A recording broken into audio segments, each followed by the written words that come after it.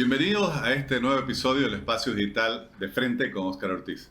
Estamos iniciando la gestión 2024 y tendremos en este episodio la oportunidad de conversar con un economista muy reconocido, muy respetado y con mucha credibilidad. Me refiero a Luis Carlos Gemio, doctor en Desarrollo Económico y máster en Política Económica del Instituto de Estudios Sociales Erasmus de La Haya, Países Bajos, ingeniero comercial por la Universidad de Chile y también exministro de Hacienda de nuestro país, asesor de numerosos organismos y gobiernos extranjeros. Estimado Luis Carlos, muchas gracias por aceptar nuestra invitación. Hola, Óscar, un placer como siempre estar en tu programa.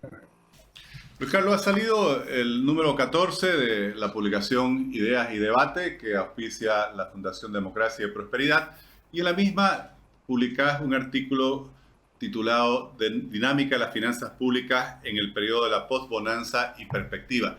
Creo que las finanzas públicas es un tema fundamental para el estado actual y el futuro de la economía boliviana. ¿Cuáles son los principales planteamientos que realizás en este estudio? Bueno, Óscar, todos sabemos que las finanzas públicas en Bolivia a partir del 2015, en lo que se denomina el periodo de la posbonanza, se han deteriorado significativamente. Y lo que hace el documento, primero pone en perspectiva por qué llegamos a esta situación de deterioro y de déficit tan elevados durante el periodo que va desde el 2015 hasta el 2022 y también del 2023, aunque no tenemos cifras definitivas del sector público no financiero, de la ejecución del presupuesto, pero la situación no cambia el 2023, ¿no? Y lo que se ve es que todos sabemos que con la bonanza se presenta un cuadro donde se muestra que los ingresos, por ejemplo, subieron del 2006, cuando el 2006, justo cuando estaba empezando la bonanza, de 39.1% del PIB a el 2014, el último año de la bonanza, a 51.4% del PIB, ¿no? Entonces fue un aumento sustancial del tamaño del sector público.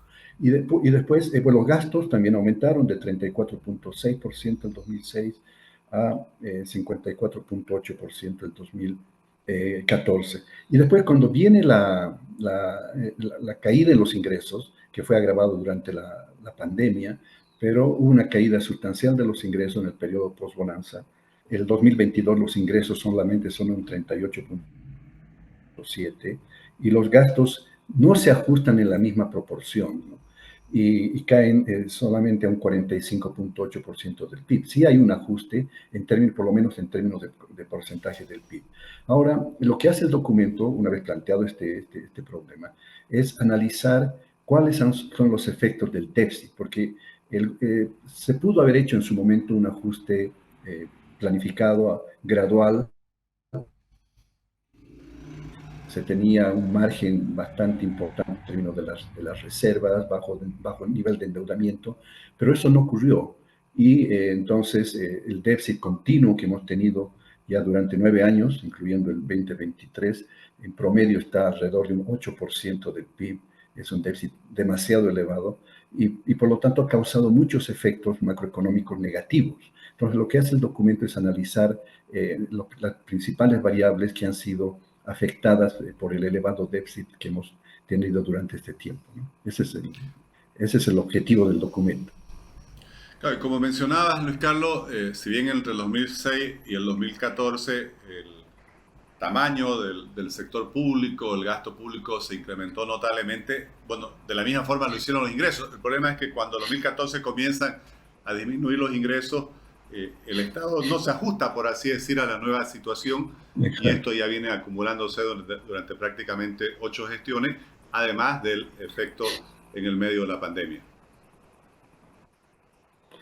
Así es, correcto. Siempre hay la tendencia a pensar de que los shocks positivos, ¿no? Cuando aumentan los precios de las exportaciones, las materias primas, y nos benefician, las autoridades de gobierno tienden a pensar de que esos son shocks permanentes, ¿no? Y van a estar.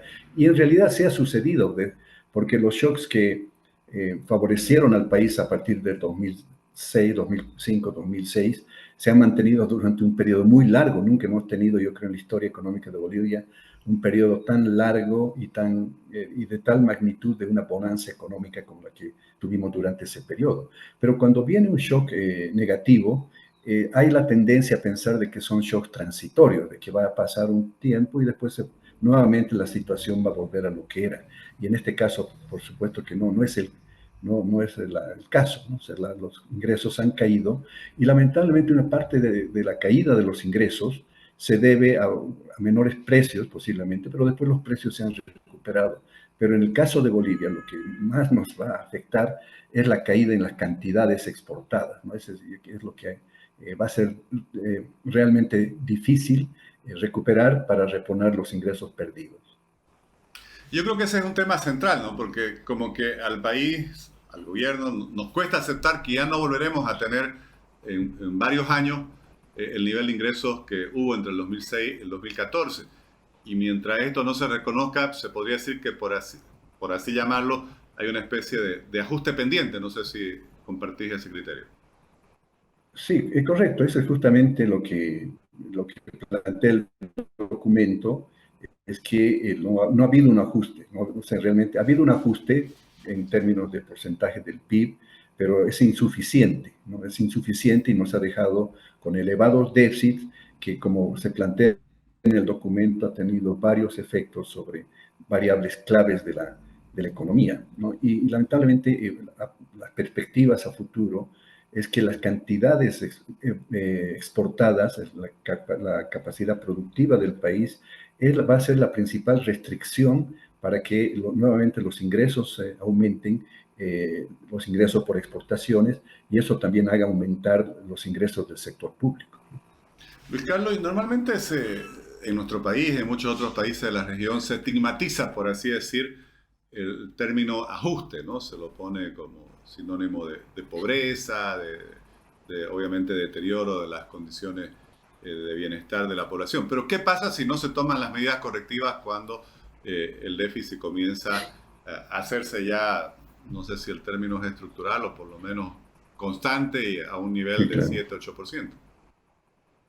Claro, no puedes permanecer indefinidamente con un déficit de esa magnitud, aunque es sorprendente que, digamos, en los últimos 8 o 9 años el país haya estado con ese nivel de déficit, ¿no? Entonces, ya, a ver, claro, uno no puede permanecer con déficits continuos de tal magnitud como la que hemos tenido en los últimos años, ¿no?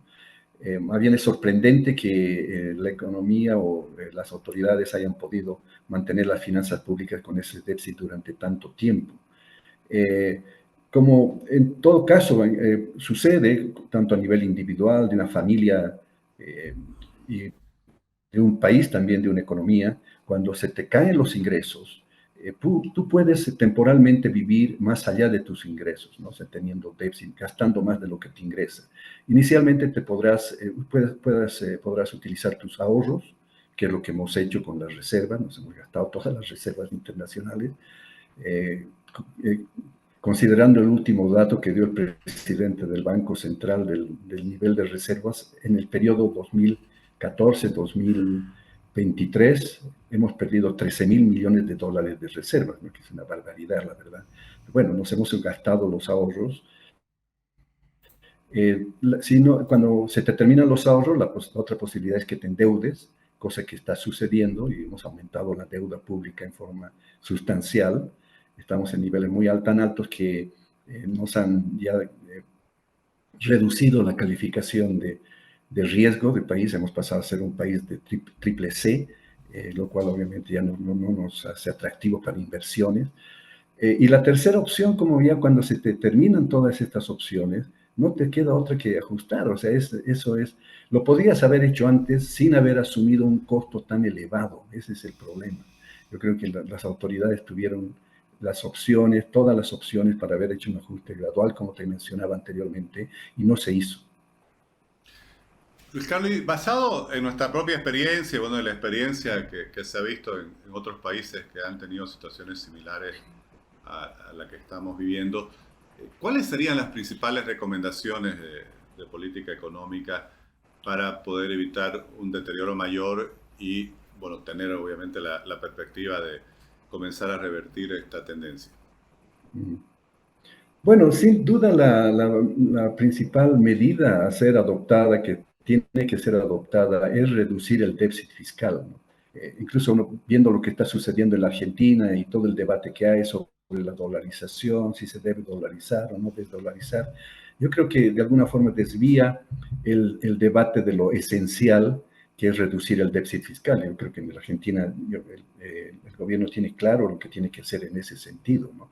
Y nosotros también, o sea, hay muchos problemas en la economía, podemos hablar del retraso cambiario, hay gente que prefiere el tipo de cambio más flexible, otros tipo de cambio fijo, pero yo no tendría problema de ver una u otra opción cambiaria, eh, ya sea tipo de cambio flexible o fijo, ambos tienen ventajas y desventajas que se las puede analizar y ver cuál es más relevante para Bolivia, pero eso siempre y cuando tengamos unas finanzas públicas saneadas y sostenibles, ¿no?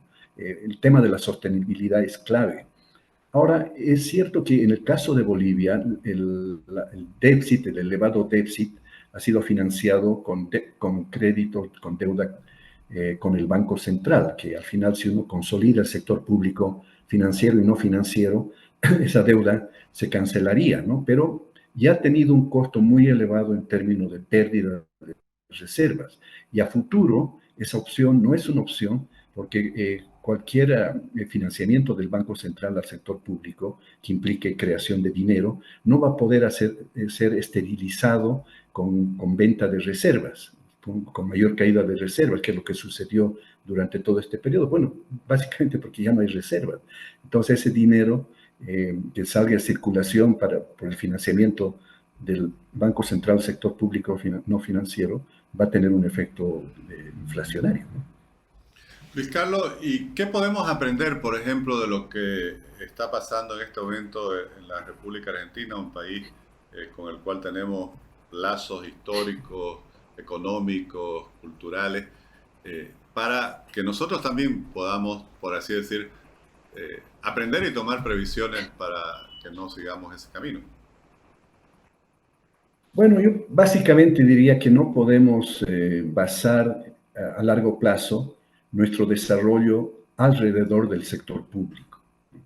Yo creo que eso es algo que habíamos de alguna forma aprendido esa lección durante la crisis de los años 80, con la hiperinflación que tuvimos, con la crisis eh, que se generó durante ese periodo y después de la crisis de la deuda que nos vino encima de todo eso.